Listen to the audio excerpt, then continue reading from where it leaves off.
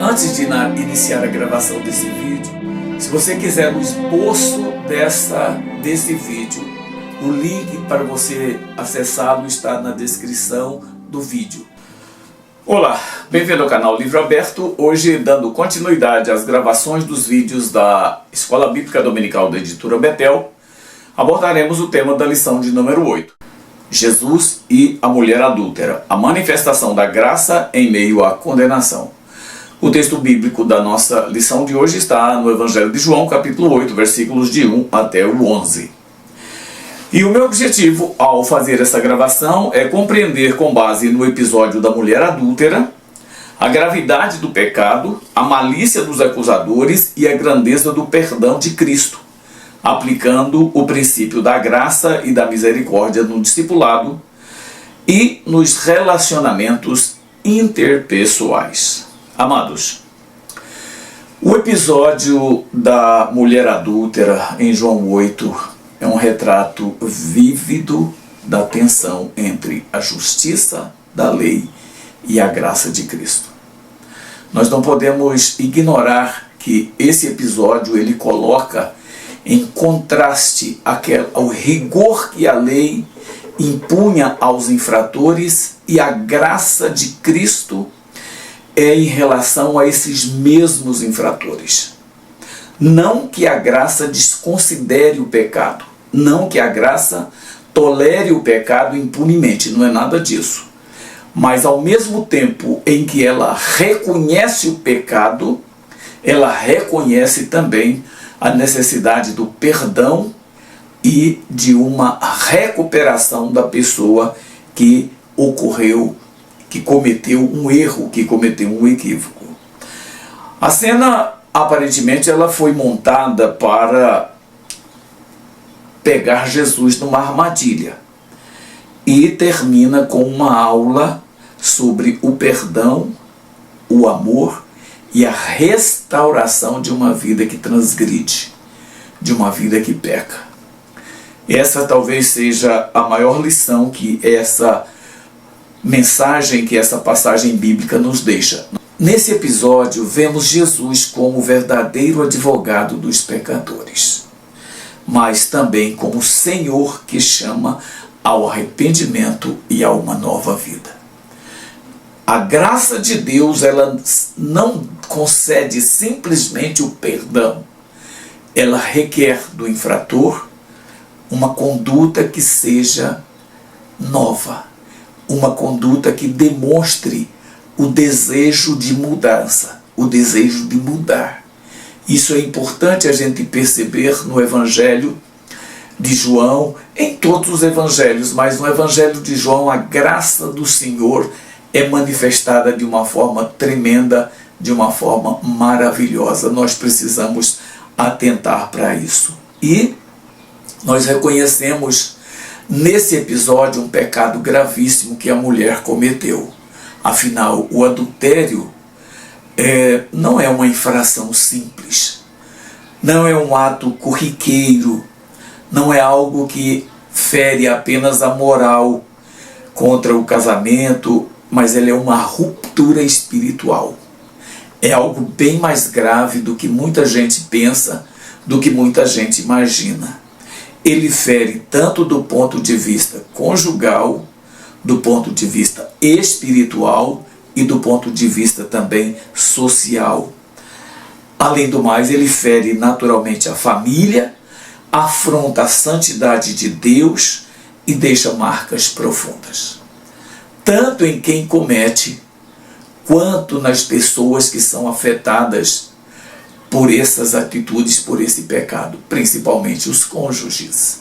Quando são traídos e veem o adultério entrar em suas casas pelas portas trazidas pelos seus cônjuges, isso afeta de uma forma muito grande, mas muito grande mesmo, o relacionamento, a convivência e tudo mais que cerca uma família, que cerca as pessoas que convivem no lar. O adultério também rompe um pacto que foi celebrado diante de Deus no casamento.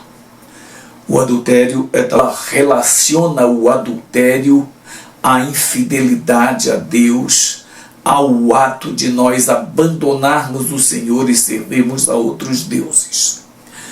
E no livro de Hebreus há uma advertência severa que todos deveriam prestar atenção.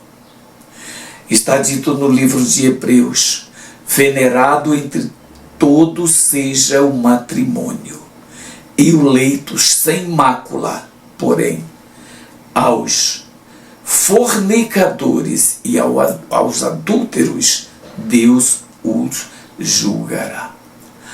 É uma advertência severa e que nós deveríamos estar muito mais atentos do que às vezes aparentemente ficamos. A mulher apresentada a Jesus foi usada como objeto de acusação, mas a sua condição revela a seriedade do pecado, revela a gravidade do pecado, o que ele é capaz de provocar no âmbito da família, nas relações das pessoas que sofrem esse tipo de problema.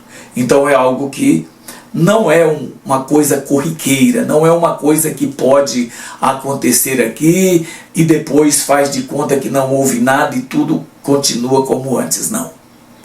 O pecado de adultério, sem dúvida nenhuma, ele é o mais grave pecado que o casal pode cometer contra o outro.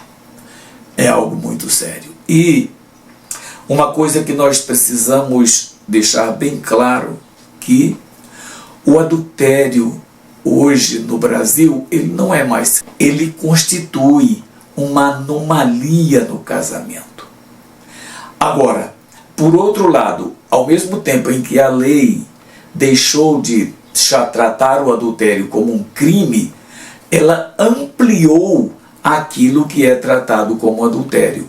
Como na própria Bíblia, o Senhor Jesus, ele disse no Evangelho de Mateus, no capítulo 5, ele diz: eu, porém, vos digo que qualquer que atentar numa mulher para a cobiçar, já em seu coração cometeu adultério com ela. Note que o adultério do Novo Testamento, ele não trata exatamente do tipo de adultério como no Velho. Porque no Velho Testamento o adultério ele só era configurado quando havia o coito, quando ocorria o ato sexual. No Novo Testamento o adultério deixa de estar atrelado só ao ato sexual, mas ao desejo, mas àquilo que é e classifica aquilo de adultério. Mas a jurisprudência brasileira ampliou casos de relações extraconjugais comprovadas, mesmo sem sexo, ou seja, os namoros virtuais, trocas de mensagens íntimas, encontros comprometedores, trocas de nudes, e todas essas coisas podem configurar, entre aspas, também o adultério. Ou seja, na melhor das hipóteses, é uma violação grave dos deveres conjugais. Portanto, hoje a igreja precisa olhar isso com muito mais seriedade do que ela olhava até algum tempo atrás. Por quê? Até algum tempo atrás a igreja ia corrigir esse tipo de falha. Hoje, infelizmente, a igreja deixou de acompanhar essa situação e muitos casais na igreja vivem não em franco adultério, mas vivem relações totalmente comprometedoras. E isso tipifica agora, diante da nova caracterização do adultério, um ato de infidelidade. A família está sendo tão prejudicada quando há uma atitude dessas entre os cônjuges ou dos cônjuges, como se fosse um adultério propriamente, com o ato sexual sendo praticado. Por isso nós precisamos tomar muito mais cuidado e termos muito mais zelos. De acordo com o que Paulo escreve aos Coríntios, o nosso corpo ele é templo do Espírito Santo. E qualquer coisa que ocorre com o nosso corpo que não seja permitido pela palavra de Deus, torna um ato que o corrompe, que compromete aquilo que é a habitação do Espírito em nós. Nós, como sendo morada do Espírito, precisamos tratar o nosso corpo com mais seriedade, com mais cuidado. Muitas vezes nós deixamos essas coisas acontecerem como se nada estivesse acontecendo. O nosso corpo, portanto, é templo do Espírito Santo e deve ser preservado para a glória de Deus. Qualquer coisa que fizermos com o nosso corpo que o descaracterize como habitação do Espírito está comprometendo a nossa. O ato sexual, eu diria, foi criado por Deus para legitimar a união entre marido e mulher.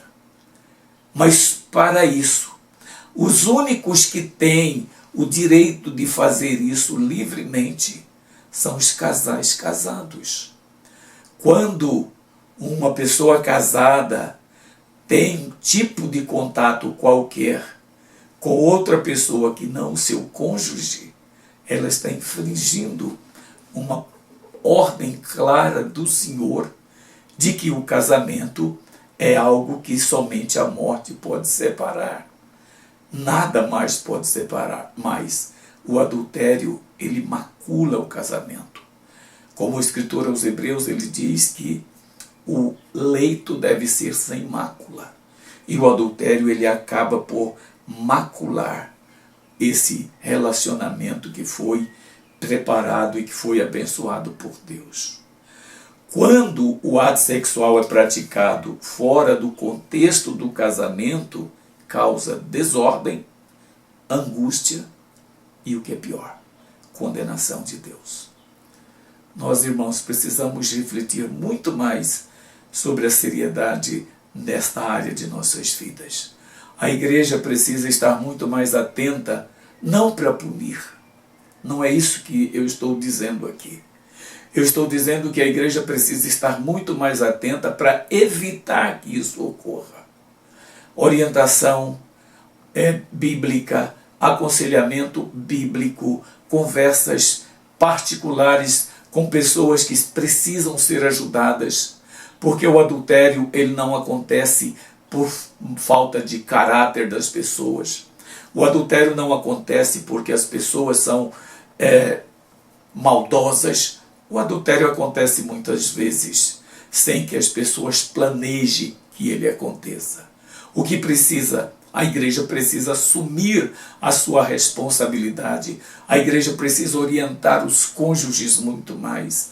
A igreja precisa estar atenta. A igreja precisa estar observando aquilo que vem prejudicando os relacionamentos nas famílias.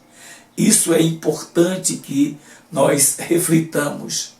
Os casais precisam ser ajudados. Nem sempre o adultério ocorre porque as pessoas procuram fazer isso, porque as pessoas querem mudar as coisas, por isso. Mas acontece muitas vezes por falta de orientação, por falta de conselhos, por falta de alguém que estenda a mão para aqueles que estão precisando de uma orientação.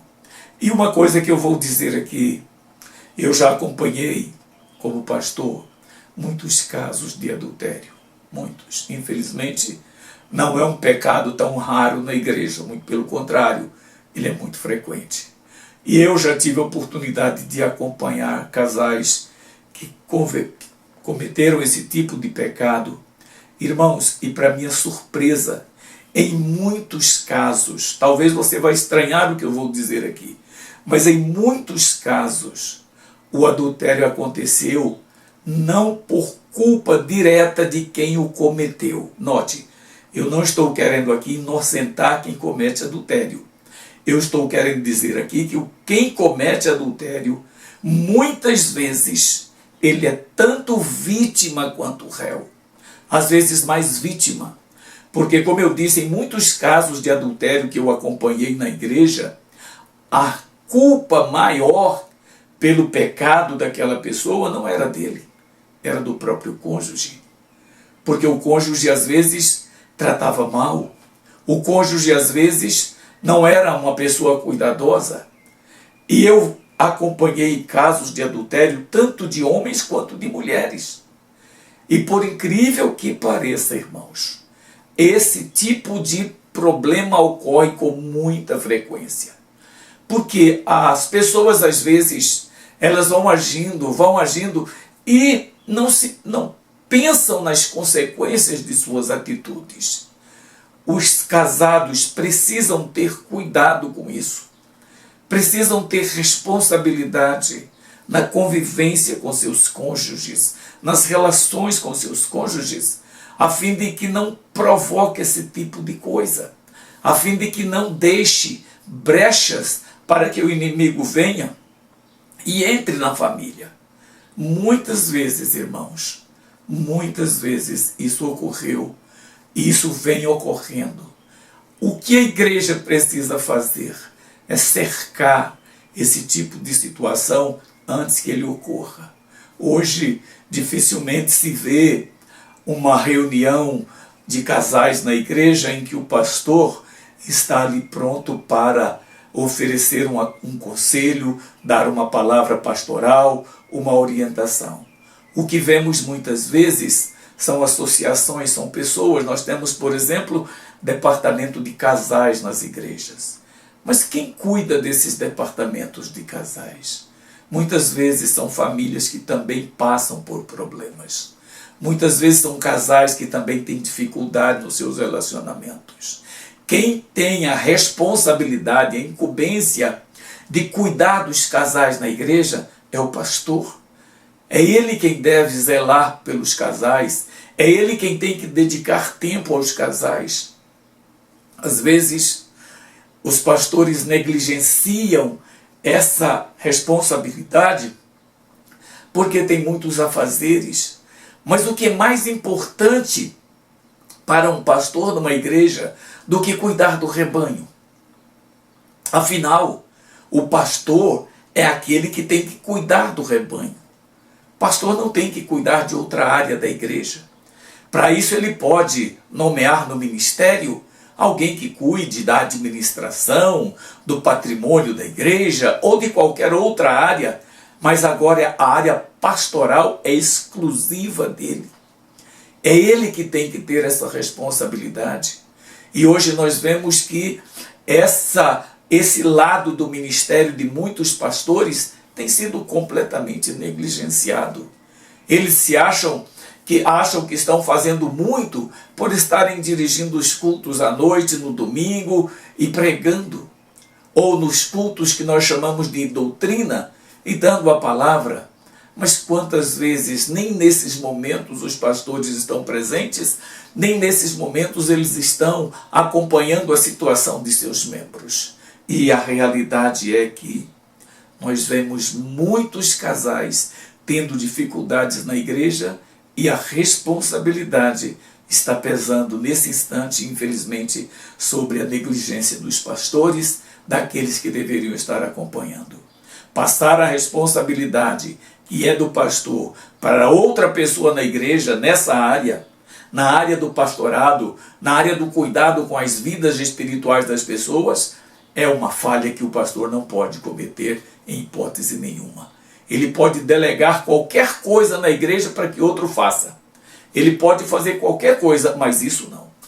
O cuidado com o rebanho, o zelo com as pessoas, a orientação, o aconselhamento, estar visitando quando necessário é responsabilidade dos pastores e de mais ninguém. Infelizmente, nós temos visto que muitos dos nossos pastores hoje não se preocupam com esse aspecto. Acham que nomear um casal para dirigir, para presidir os casais da igreja já é o suficiente.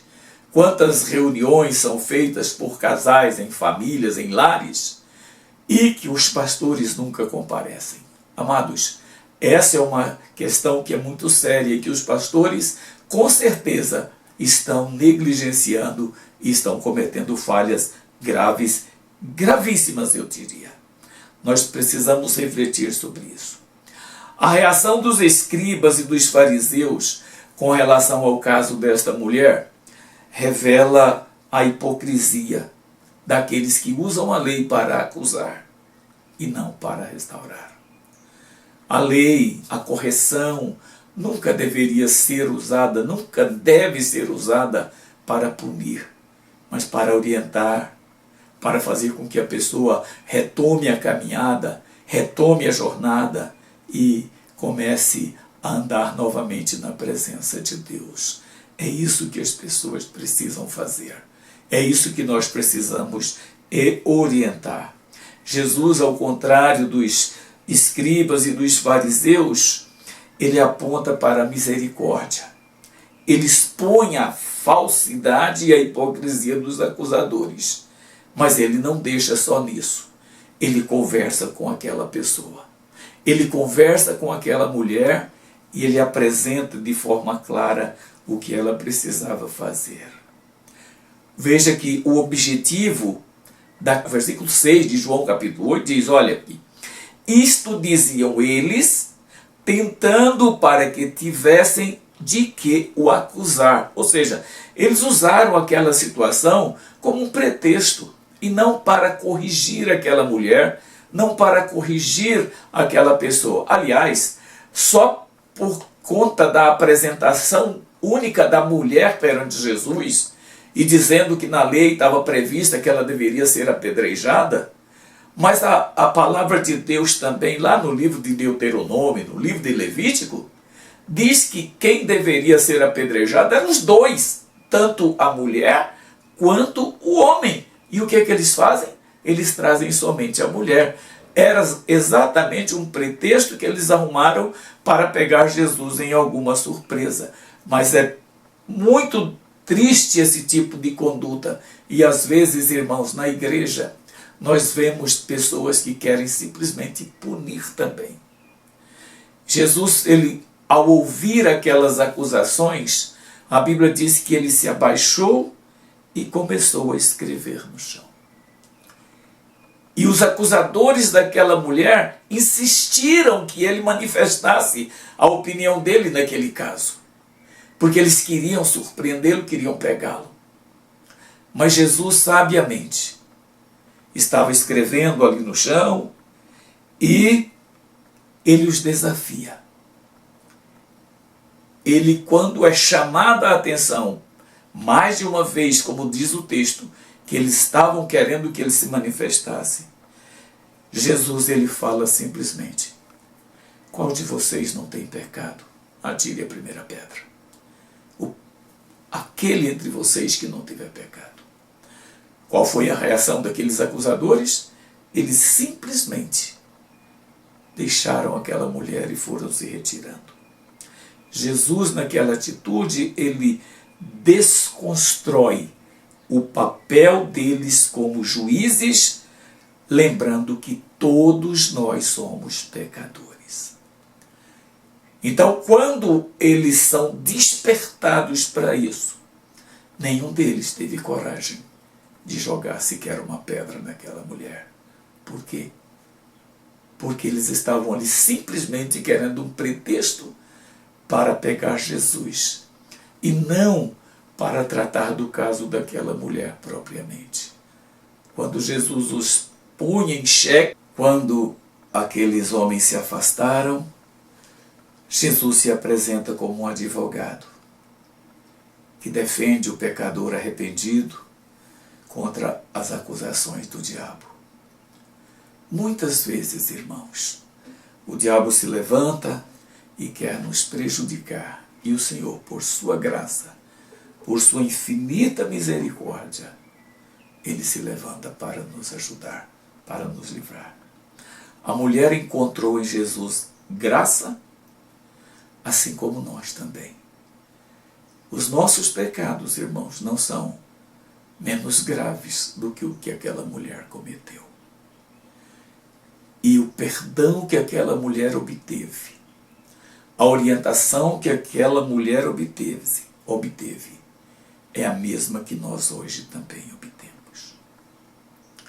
Veja que, mais do que livrar a mulher da morte, Jesus ensinou que o perdão é o caminho para a restauração. E Jesus fez isso em várias ocasiões. Jesus fez isso de forma notável. Um dos casos mais impressionantes que eu vejo de Jesus restaurando alguém depois de chamar, preparar e aquela pessoa falar é o caso de Pedro. Pedro é sem dúvida foi um dos principais discípulos e depois foi um dos principais apóstolos. Jesus chama Pedro e Jesus o capacita para exercer o seu ministério. Pedro teve experiências profundas ao lado do Senhor. Pedro teve o privilégio, ao lado de Tiago e João, de acompanhar Jesus nos momentos mais críticos, mais importantes do ministério dele. Mas qual não foi a surpresa no momento em que Jesus é preso? Ele que havia dito que acompanharia Jesus em todos os momentos, ele também o abandona. Depois vai para a casa do sumo sacerdote para ver o que ia acontecer e fica observando Jesus de longe. E depois covardemente o nega, como conhecemos a história. Depois de tudo, ele diz que ia voltar a pescar, como se estivesse desprezando tudo o que ele tinha tido de experiências na presença do Senhor. Ele diz, eu vou pescar. Mas qual não foi a surpresa dele quando Jesus se aproxima dele e o encontra naquela situação, agora de novo pescando. E Jesus conversa com ele e faz aquela pergunta que ele nunca queria ouvir. Pedro, você me ama mais do que a estes? Talvez apontando para os peixes ou para qualquer outra coisa. Ali é uma prova evidente de que Jesus não só chama, capacita, mas restaura. É o que ele faz conosco hoje, irmãos. Ele nos chama, ele nos capacita e ele nos acompanha, nos ajudando em cada instante. A graça, irmãos, não ignora pecado. O fato de Jesus ter nos amado e morrido em nosso lugar na cruz não significa que ele não vê o pecado em nós, mas ele oferece uma oportunidade de transformação, assim como ele fez com essa mulher, assim como ele faz com centenas, com milhares, com milhões de pessoas hoje. Perdoar é um ato maravilhoso. Perdoar é um ato de altruísmo, não é fraqueza. Às vezes as pessoas, quando alguém perdoa, outro fala assim, mas você é besta. Não. A pessoa agiu com altruísmo. É uma manifestação do amor de Deus que existe entre nós, que existe em nós. Só é capaz de perdoar uma pessoa que erra aquele que tem na vida dele, em seu coração, a presença de Cristo habitando abundantemente. Jesus, além de não condenar aquela mulher, ele mostrou para ela o caminho para uma nova vida. Vai e não peques mais. O perdão que recebemos do Senhor, por conta de nossos inúmeros pecados, é um estímulo para que a gente vai, para que a gente prossiga e não peques mais. E não pequemos mais. Assim como fomos perdoados em Cristo, devemos também perdoar aos outros, como Paulo muito bem ensinou aos Efésios no capítulo 4. Assim como Cristo nos perdoou, devemos também perdoar uns aos outros. Uma pessoa que se diz cristã e não perdoa, está vivendo uma contradição no Evangelho. porque é algo que é inerente à prática cristã, é o perdão. Se você não é capaz de perdoar alguém que errou contra você, inclusive num pecado de adultério, está tendo alguma coisa errada na sua vida. Porque o perdão que a gente deve conceder, ele não diz respeito a determinados tipos de pecado. O perdão deve ser concedido a todos aqueles que pecam, independente do tipo de pecado, pode ser o que for. Há um caso que eu acho impressionante de uma irmã em Curitiba. Esse caso foi muito noticiado na época que aconteceu. Um garoto de 18 anos foi sequestrado e foi pedido um pagamento para resgate daquele garoto. E a família, como era uma família com certas posses, providenciou o dinheiro e entregou aos bandidos para resgate daquele garoto. Infelizmente, quando eles entregaram aquele dinheiro, o garoto já estava morto. E morto de uma forma cruel. Mataram com requinte de crueldade. Aquele grupo que havia executado tão covardemente aquele garoto mandou uma carta para a mãe dele pedindo perdão, arrependido do crime que havia cometido. A mãe daquele rapaz foi ao presídio onde ele estava e concedeu-lhe o perdão, dando-lhe um abraço e concedendo-lhe o perdão. O mais interessante é que ela diz que ficou muito mais aliviada depois que perdoou aquele covarde assassino. O perdão, irmãos, é para quem erra, é para quem comete uma infração, seja um adultério, seja qualquer outro tipo de crime. Nós precisamos entender isso, nós precisamos perdoar. O perdão é graça que nos liberta do peso da culpa e nos reconcilia com Deus e com os irmãos. Perdão é algo tão impressionante que o modelo mais claro de perdão é o que Cristo fez por nós no Calvário. O perdão é algo sobre-humano, eu diria, é algo muito especial. O perdão é um ato de misericórdia que reflete o verdadeiro cristianismo. Irmãos, uma pessoa que não consegue perdoar é um erro gravíssimo, porque o Senhor Jesus, no Sermão da Montanha, ele nos fala que se nós não perdoarmos aqueles que nos ofenderam, o Senhor também não perdoa os nossos pecados. Portanto, o perdão é algo que deve transcender qualquer tipo de transgressão. Porque para que nós sejamos perdoados por Deus, é necessário que nós também tenhamos misericórdia e sejamos perdoadores daqueles que nos ofenderam.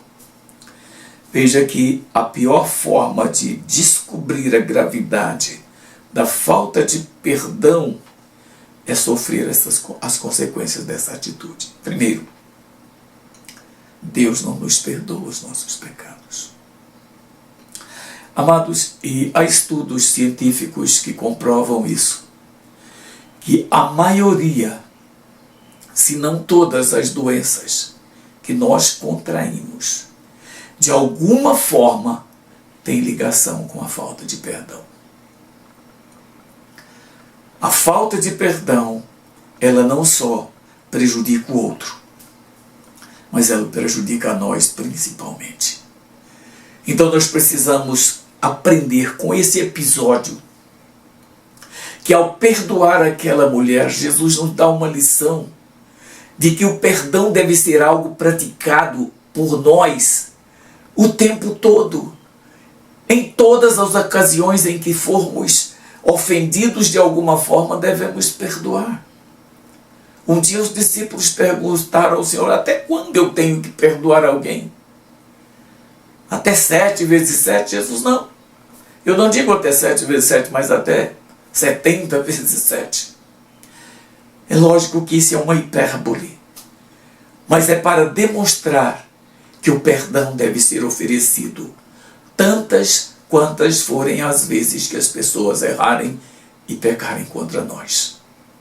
Isso nós precisamos fazer, porque se nós não perdoarmos as pessoas que nos ofenderam, que pecaram contra nós, a probabilidade de sermos retaliados e sofrermos danos severos por conta da falta de perdão, ela é muito grande.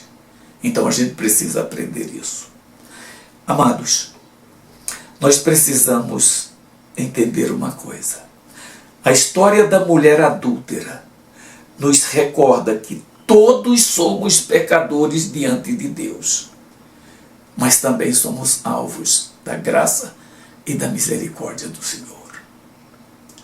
É algo que nós não podemos esquecer. É algo que nós precisamos guardar e guardar severamente. Precisamos ter cuidado. O Senhor Jesus, além de nos perdoar, nos defende de acusações e nos chama a uma vida transformada. Vai e não peques mais. Nós precisamos aprender isso, irmãos. O livro de Provérbios diz que quem esconde seus pecados não prospera, mas quem confessa e deixa, ou seja, não peca mais, obtém êxito. Amados, o cristianismo verdadeiro se expressa no equilíbrio entre a justiça e a misericórdia, na coragem de perdoar e na disposição de viver uma vida de santidade. É isso que nós precisamos. E como nós estamos distantes muitas vezes desse ideal.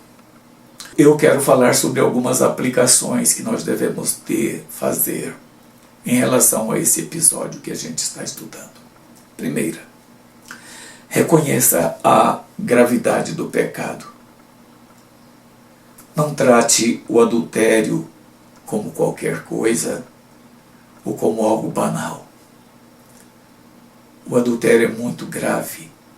Como são graves todos os pecados? Porque o pecado, como diz o profeta Isaías, ele nos separa de Deus.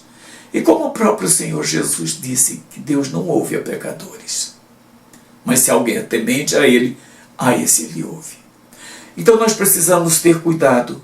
Às vezes a gente leva o pecado como se fosse algo sem a menor importância, irmãos. O pecado nos afasta de Deus. O pecado nos separa de Deus. O pecado nos impede de ser abençoados por Deus. Então nós precisamos temê-lo, e temê-lo muito, e evitar de qualquer forma. Outro dia, irmãos, eu estava orando, e quando eu orava, uma das minhas angústias naquela oração era: por quê? Tantas das nossas orações não são respondidas. E eu, quase ingenuamente, questionei isso com Deus. E disse: Senhor, por que o Senhor não responde às nossas orações? Tantas pessoas orando e não há resposta. E o Senhor me fez perceber claramente: Jacildo, o pecado me impede que eu faça isso. O pecado, irmãos, ele pode trazer todas essas tragédias para as nossas vidas. Precisamos ter muito cuidado. Segundo, evite assumir a postura de acusador contra quem quer que seja. Se você sabe que alguém está em pecado, lembre-se de que ele precisa de ajuda, não de acusação. Se ele é um crente temente a Deus, ele já está sofrendo horrores porque pecou. Não precisa que a gente chegue para ele e o acuse mais ainda. e coloque mais peso sobre suas costas. Mas se você sabe de alguém que pecou, não levante a mão para acusá-lo, mas levante-se para ajudá-lo. Converse com ele. Converse com a pessoa que errou. Interceda de fato e ajude essa pessoa. Não seja apenas um acusador. Não aponte o dedo, mas aperte a mão e traga para perto de você e o ajude. O pecador é mais digno de misericórdia do que de alguém que aponte o seu erro e passe na sua cara isso. Terceira, busque em Cristo o perdão e a força para uma nova vida. O pecado nos escraviza. O pecado nos domina. Mas o perdão nos recoloca de novo em comunhão com Cristo. Então nós precisamos buscar perdão. Mas principalmente devemos buscar mudança em nossas vidas, para vivermos, de fato, de acordo com a vontade de Deus. Quarto, exercite o perdão no dia a dia. Reflita o caráter de Cristo nos seus relacionamentos. Não se esqueça disso. Aprenda isso. E, finalmente, ensine que a graça de Deus conduz o pecador ao arrependimento e à restauração. É isso que você precisa entender. Que o Senhor te abençoe. Que o Senhor te dê graça. Até a nossa próxima lição, em nome de Jesus.